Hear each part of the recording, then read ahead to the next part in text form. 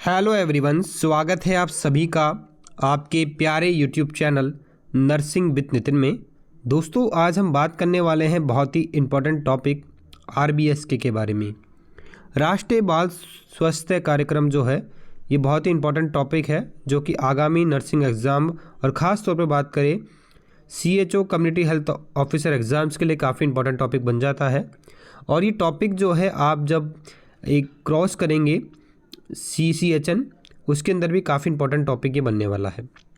दोस्तों, हम स्टार्ट करते हैं राष्ट्रीय बाल स्वास्थ्य कार्यक्रम के बारे में। तो राष्ट्रीय बाल स्वास्थ्य कार्यक्रम जो है ये एक स्कीम है जो कि गवर्नमेंट ऑफ इंडिया के द्वारा चलाई जा रही एक स्कीम है, जिसके अंदर हम क्या करते हैं, मैटरनल, न्यूबॉर्न और चाइल्डहुड की मॉर्टेलिटी और मॉर्बिडिटी को कम करने का प्रयास करते हैं। आरबीएस के इसी का एक इनिशिएटिव होता है। अब बात कर लेते हैं कॉन्सेप्ट ऑफ आरबीएसके की। तो कॉन्सेप्ट ऑफ आरबीएसके की बात करें तो ministry of health and family welfare government of India के अंदर और NRHM national rural health mission के अंदर जो है राष्ट्रीय बाल स्वास्थ्य कार्यक्रम का लॉन्च हुआ था।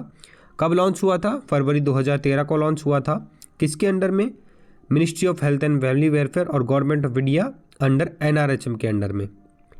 अंडर आरबीएसके के अंदर हम बच्चों की हेल्थ स्क्रीनिंग करते हैं और इंटरवेंशन करते हैं स्कूल हेल्थ प्रोग्राम्स, जिससे कि जो 18 साल तक के बच्चे, जन्म से लेकर 18 साल तक के बच्चे जो हैं, इन सभी प्रोग्राम्स के अंदर कवर किए जाते हैं। बात करी जा रही है कि 270 मिलियन चिल्ड्रन एज ग्रुप जो है बर्थ से लेकर 18 ईयर्स तक जो है, इंक्लूडिंग न्यूबॉर्न बेबीज़, जो और वो भी बच्चे जो कि आंगनवाड़ी सेंटर्स के अंदर और गवर्नमेंट स्कूल्स के अंदर जो है इस प्रोग्राम का बेनिफिट ले रहे हैं, इस प्रोग्राम का लाभ जो है ले रहे हैं। बात करते हैं एम्स ऑफ आरबीएस के। तो सबसे पहला एम्स क्या हो जाता है?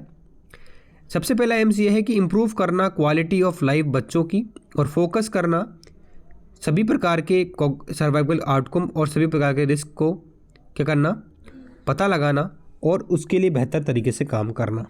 ये था है पहला एम्स होता है आरबीएसके का।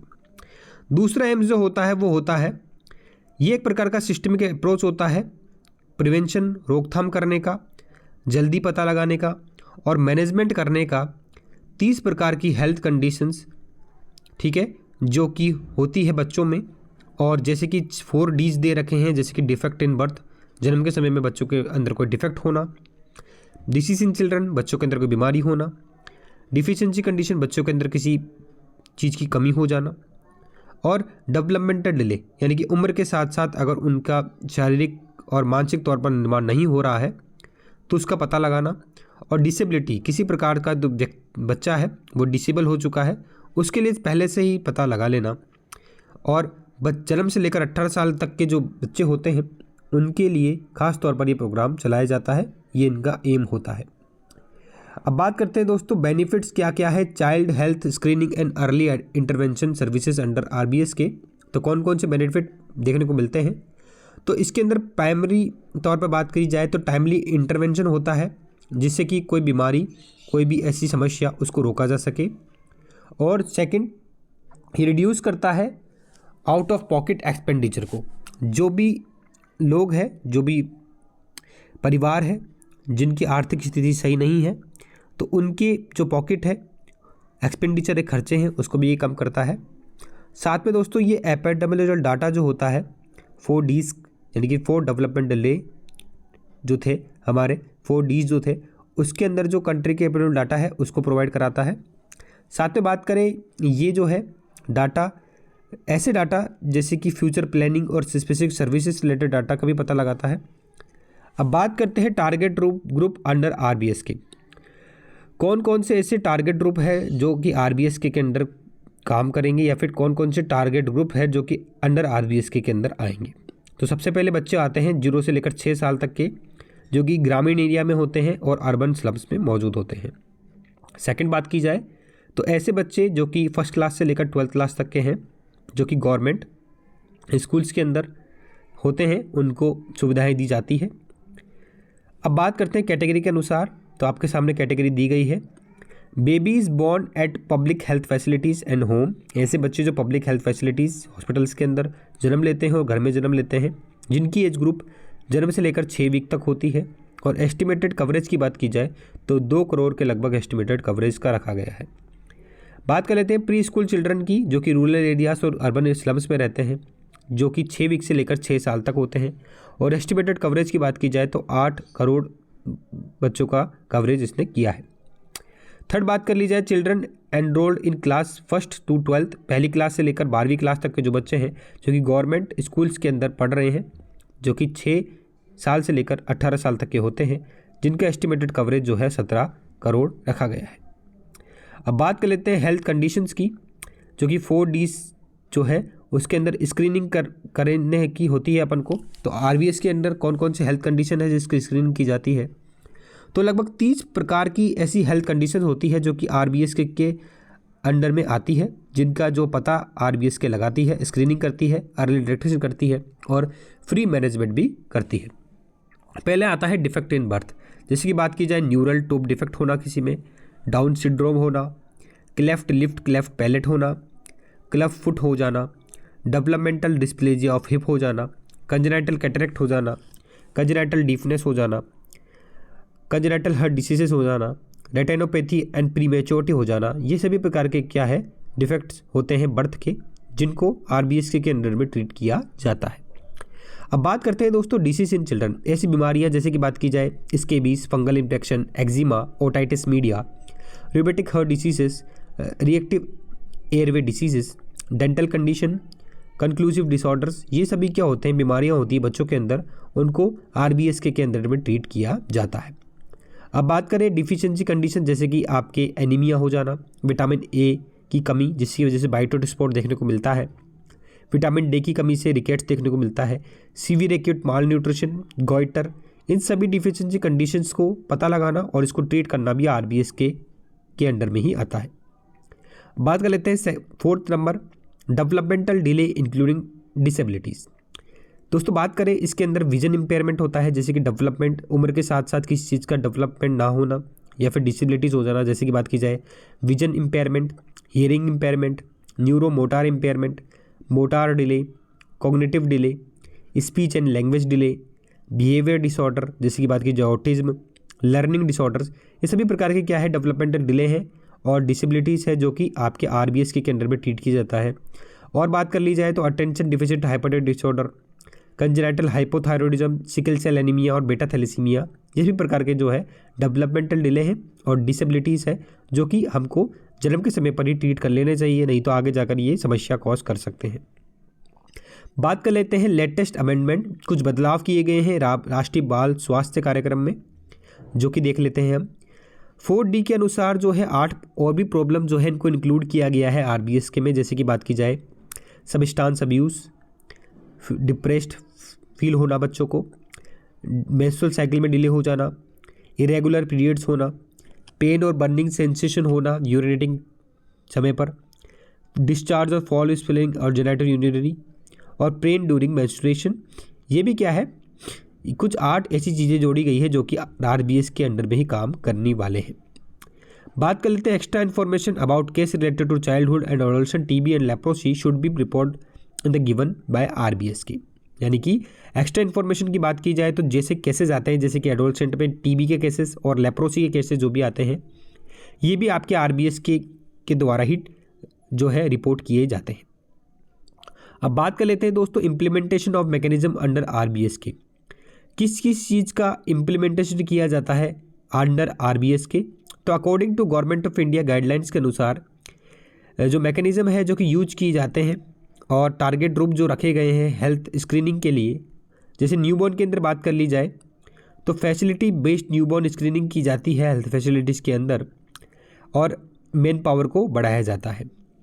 बात कर ली जाए इसके अंदर हम बर्थ डिफेक्ट को स्क्रीनिंग करते हैं, इंस्टीट्यूशनल डिलीवरी को सहारा देते हैं, यानी कि मोटिवेट करते हैं कि इंस्टीट्यूशनल डिलीवरी ज़्यादा हो। पब्लिक हेल्थ फैसिलिटी में जैसे कि बात की जाए ANM, MO, गायनेकोलॉजिस्ट जो है इनकी सहायता से क्या है हम सभी प्रकार की सर्विसेज देते हैं। सेकेंडली बात कर ली जाए तो existing health service provided at all design delivery points will be train to detect register, report, refer, defect and early detection centre. यानी कि आप क्या करते हैं, डिस्ट्रिक्ट अर्ली इंटरवेंशन सेंटर का निर्माण करते हैं जहां पर सभी प्रकार की सर्विसेज दी जाती है। वहां पर डिलीवरी पॉइंट्स बनाए जाते हैं और ट्रेन किया जाता है लोगों को, यानी कि ट्रेन किया जाता है आपके हॉस्पिटल स्टाफ्स को, ठीक है। और कम्युनिटी बेस्ड न्यूबॉर्न स्क्रीनिंग की जाती है 0 से लेकर 6 वीक के बच्चों की, जिससे कि उनके बर्थ डिफेक्ट को समझा जा सके, और होम विजिट भी की जाती है, ठीक है। आशास जो है वो होम विजिट करती है, न्यूबॉर्न के बारे में जानकारी लेती है कि न्यूबॉर्न को कोई समस्या तो नहीं आ रही है, और सभी प्रकार की स्क्रीनिंग भी करती है। सभी प्रकार की स्क्रीनिंग करवाती है हॉस्पिटल में जाकर बेबीज़ की, और घर पर भी देखती है किसी प्रकार की कोई समस्या तो बच्चे को नहीं है। बात की जाए इसके अंदर 6 प्रकार की विजिट होती है। अगर बच्चे का जो है डिलीवरी इंस्टीट्यूशन डिलीवरी हुई है, हॉस्पिटल के अंदर डिलीवरी हुई है, तो उसके अंदर 3rd day, 7 day, 4 day, 21 day, 28 day और 42 डे पर क्या होती है, विजिट्स की जाती है। 7 विजिट की जाती है अगर घर पे डिलीवरी हुई है तो पहले दिन, तीसरे दिन, 7वें दिन, 14वें दिन, 21वें दिन, 28वें दिन और 42वें दिन। अब बात की जाए आशा जो होती है रेस्पॉन्सिबल होती है किन किन चीज़ों के लिए, तो मैं आपसे बात करूंगा रेस्पॉन्सिबिलिटी और आशा की क्या रेस्पॉन्सिबिलिटी होती है। सबसे पहले उनकी रेस्पॉन्सिबिलिटी होती है कि पता लगाना कि 0 से 6 साल के जो बच्चे होते हैं उनकी भी किसी प्रकार डिफेक्ट तो नहीं है। दूसरी चीज़ हेल्प प्रोवाइड करना मदर को, ठीक है, और बच्चे को 0 से 6 वीक का अगर बच्चा है तो उसको हेल्प प्रोवाइड करना, माता और बच्चे दोनों को। अब बात करते हैं तीसरा क्या रेस्पॉन्सिबिलिटी होती है आशा की, एक्सप्लेन करना स्क्रीनिंग प्रोग्राम्स के बारे में पेरेंट्स को, केयर गिवर्स को, जो कि 6 साल तक के बच्चे को क्या कर रहे हैं, केयर कर रहे हैं, और मोबिलाइज करना, उनको लेकर जाना स्क्रीनिंग कैंप्स में, और मोबाइल हेल्थ टीम के माध्यम से लोकल आंगनबाड़ी सेंटर्स के अंदर सभी प्रकार के बच्चों की स्क्रीनिंग जरूर कराना। ये भी कार्य होता है रेस्पॉन्सिबिलिटी का, मतलब आशास का। और हेल्प करना पेरेंट्स को कि रेफरल सर्विसेज जो है उनकी आवश्यकता उनको है तो वो प्रोवाइड कराना अगर रिक्वायर्ड है तो। आशा जो होती है वो ट्रेंड होती है with simple tools detecting growth birth defects, ठीक है। और साथ में बात की जाए तो ये जो है टास्क जो है उनको परफॉर्म करती है, और उनके पास एक टूल किट होता है जिसके माध्यम से वो बर्थ डिफेक्ट का पता लगा सकती है।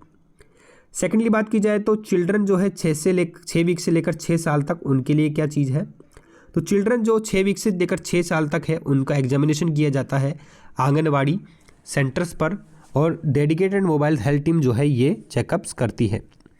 बात करें चिल्ड्रन 6 साल से लेकर 18 साल तक के जो बच्चे हैं उनके लिए क्या है, तो उनको गवर्नमेंट स्कूल्स के अंदर जाकर हेल्थ टीम जो है RBSK की वो चेकअप करती है।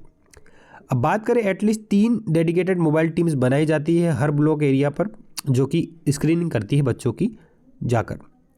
बात करते हैं नंबर ऑफ़ टीम जो है ये डिपेंड करती है कि नंबर ऑफ़ आंगनवाड़ी सेंटर्स कितने हैं, और difficult to reach areas in children enrolled in the school. अगर ऐसे बच्चे जिनके आंगनवाड़ी सेंटर से पहुंचना मुश्किल होता है उनको क्या है आंगनवाड़ी सेंटर्स पर जाकर क्या है देखा जाता है।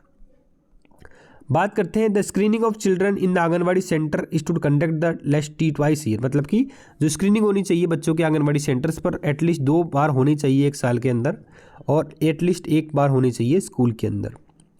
कंपोजिशन की बात की जाए मोबाइल हेल्थ टीम के अंदर तो कौन कौन से मेंबर्स मोबाइल हेल्थ टीम के अंदर में रहते हैं, तो उसके अंदर एक मेडिकल ऑफिसर रहता है आयुष का, एक मेल और फीमेल, एटलीस्ट उनके पास बैचलर डिग्री होनी चाहिए आयुष की, 2 आपके डॉक्टर होंगे, एक मेल फीमेल।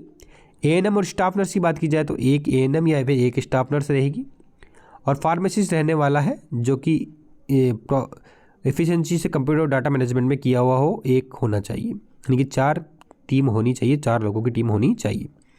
अगर फार्मासिस्ट अवेलेबल नहीं है तो अदर जो पैरामेडिकल स्टाफ जो है जैसे कि लैब टेक्नीशियन, ऑप्थेल्मिक असिस्टेंट जो है वो होने चाहिए जो कि कंप्यूटर डाटा मैनेजमेंट में अच्छे से काम करते हो।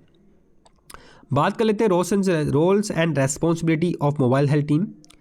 इसके अंदर क्या होता है, आप प्रिपरेशन करते हैं, कैलेंडर एक बनाते हैं जिसके अंदर आप विजिट का शेड्यूल रखते हैं पूरा, और कंसल्टेशन करते हैं टीम मेंबर्स के साथ में, और जो है एजुकेशन डिपार्टमेंट के साथ में और ब्लॉक लेवल पर मीटिंग बिठाकर आप क्या करते हैं चीज़ों को सेटल करते हैं। इसके बाद में आप स्क्रीनिंग करते हैं चिल्ड्रंस का, आंगनवाड़ी सेंटर्स में जाकर, गवर्नमेंट स्कूल्स में जाकर स्क्रीनिंग करते हैं बच्चों की, और आप एंथ्रोपोमेट्री मैनेजमेंट कराते हैं चिल्ड्रन का, और रिकॉर्ड करते हैं स्क्रीनिंग टूल के माध्यम से, स्क्रीनिंग करके रिकॉर्ड करते हैं, और रेफरल कार्ड भी देते हैं उनको, और ऑब्जर्वेशन करते हैं, और फॉलोअप कार्ड भी देने का प्रयास करते हैं। आप ड्रग भी देते हैं बच्चों को, ठीक है, मेंटेन करते हैं ड्रग इन्वेंटरी ऑफ ड्रग, अलग अलग प्रकार की आपके पास दवाएँ होनी चाहिए, क्वालिटी ऑफ रेफरल सर्विसेज होनी चाहिए ताकि, और अर्ली इंपॉर्टेंस जो स्क्रीनिंग की है, इंटरवेंशंस की है, वो पेशेंट के पेरेंट्स को और केयर गिवर को बताना बहुत ज़रूरी होता है। आपको मंथली जनरेट करनी होती है रिपोर्ट, जो भी आपने काम किया है रजिस्टर्स के अंदर। टूल किट की बात की जाए तो इसके अंदर आपके पास बेल और रैटल होने चाहिए जो कि अट्रैक्ट करने चाहिए इन्फेंट को। 6 वीक से लेकर 6 साल के बच्चों के अंदर कैसी चीज़ टूल किट होना चाहिए आपके पास, टॉर्च होनी चाहिए, स्मॉल बॉटल होनी चाहिए, स्क्वेजी टॉयज़ होने चाहिए, कलर्ड वूल होनी चाहिए। 6 से 18 साल के बच्चों के लिए आपका विजन चार्ट होने चाहिए ताकि आंखों का दृष्टि का पता लगा सके आप। बीपी ऑपरेटर्स होना चाहिए, manual card specific age group का डेवलपमेंटल चेकलिस्ट होनी चाहिए, और एंथ्रोपोमेट्री के अंदर आपको वेटिंग स्केल, वेट मशीन होनी चाहिए, हाइट मेजरमेंट होना चाहिए, इंस्टेम्प होना चाहिए, बेंगाल होनी चाहिए, और साथ में स्ट्रेचेबल मेजरिंग टेप होनी चाहिए हेड सरकम्फ्रेंस नापने के लिए। और डिस्ट्रिक्ट अर्ली इंटरवेंशन सेंटर्स क्या है, तो अर्ली इंटरवेंशन सेंटर जो है स्टेबलाइज किए गए थे डिस्ट्रिक्ट लेवल पर across the country as district early intervention centres बनाए गए हैं। पर्पस क्या होना चाहिए डिस्ट्रिक्ट अर्ली इंटरवेंशन सेंटर्स का, ये क्या है, रेफरल सर्विसेज प्रोवाइड करता है चिल्ड्रन को रेफ़र करने में। साथ में जो सभी न्यूबॉर्न्स हैं जो डिलीवर हुए हैं वो डिस्ट्रिक्ट हॉस्पिटल से स्क्रीनिंग करा के आ रहे हैं, वो सभी विजिट करें उस पर। और साथ में बात की जाए, इंश्योर करें कि एवरी चाइल्ड बोर्न सिक और प्रीटर्म और with low birth weight defect follow up in the DEIC, यानी कि ये इंश्योर करे कि ऐसे बच्चे जो कि प्रीटर्म है, सिक है, बीमार है, लो बर्थ वेट बेबी है, या फिर किसी प्रकार का उनको बर्थ डिफेक्ट है, तो वो DEIC यानी कि डिस्ट्रिक्ट अर्ली इंटरवेंशन सेंटर में जाकर ज़रूर एक बार अपने आप को चेकअप कराएं। यहाँ पर क्या होता है, फॉलोअप रखा जाता है, रिकॉर्ड मेंटेनेंस किया जाता है, रेफरल सिस्टम रखा जाता है डेवलपमेंट डिले का। साथ में बात की जाए, स्क्रीनिंग कराई जाती है यहाँ पर इस चिल्ड्रंस की, न्यूबॉर्न एरर के बारे में पता लगाया जाता है, और मेटाबॉलिज्म कैसा है बच्चों का, किसी प्रकार डिसऑर्डर्स तो नहीं है, ये सभी पता लगाया जाता है डिस्ट्रिक्ट हॉस्पिटल के अंदर। और इंश्योर किया जाता है कि टर्सरी केयर फैसिलिटीज़ दी जा सके through the medical officers unit. अब बात करते हैं DEIC की टीम कौन सी होती है, और DEIC हॉस्पिटल्स के अंदर क्या होता है, आपके एक मेडिकल प्रोफेशनल होते हैं, पीडियाट्रिशियन होता है, मेडिकल ऑफिसर होता है एक, डेंटल डॉक्टर होता है एक। इसी प्रकार के डॉक्टर की टीम के अंदर 3 मेंबर्स होते हैं। फिजियोथेरेपिस्ट होता है एक, ऑडियोलॉजिस्ट स्पीच थेरेपिस्ट होता है एक, साइकोलॉजिस्ट होता है एक, ऑप्टोमेट्रिस्ट होता है एक, अर्ली इंटरवेंशन कम स्पेशल एजुकेटर कम सोशल वर्कर होता है एक, डेंटल टेक्नीशियन होते हैं एक, मैनेजर होते हैं एक, और डाटा एंट्री ऑपरेटर होता है एक। तो ये टीम होती है DEIC की, ठीक है। अब बात करते हैं रिपोर्टिंग एंड मॉनिटरिंग। मॉनिटरिंग जो है आइडेंटिफाई किया जाता है, यानी कि मॉनिटरिंग जो की जाती है वो नोडल ऑफिसर जो स्टेट के होते हैं उनके द्वारा मॉनिटर की जाती है डिस्ट्रिक्ट और ब्लॉक लेवल पर। बर्थ डिफेक्ट जो है वो आशा के द्वारा रेफ़र की जाती है, डिटेक्ट की जाती है और रेफ़र की जाती है, ठीक है। कहाँ पर, डिस्ट्रिक्ट हॉस्पिटल में या DEIC में, और फर्दर मैनेजमेंट के लिए रिकॉर्ड्स और रिपोर्ट जो मेंटेन किए जाते हैं वो DEIC रजिस्टर के अंदर किए जाते हैं।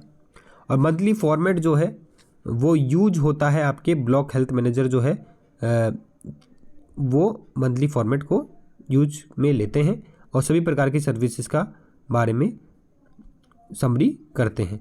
तो ये थी RBS की से रिलेटेड आपके पूरा टॉपिक जो कि मैंने आपको बता दिया है, जो कि आगामी एग्जाम्स के अंदर काफ़ी इंपॉर्टेंट टॉपिक है। और राजस्थान CHO और आपके स्टाफ नर्स के अंदर भी काफ़ी क्वेश्चन इसके अंदर से पूछे जाते हैं। क्लास आपको अच्छी लगी तो प्लीज़ वीडियो को लाइक जरूर कर दे, चैनल को सब्सक्राइब जरूर कर दे। जय हिंद, जय भारत।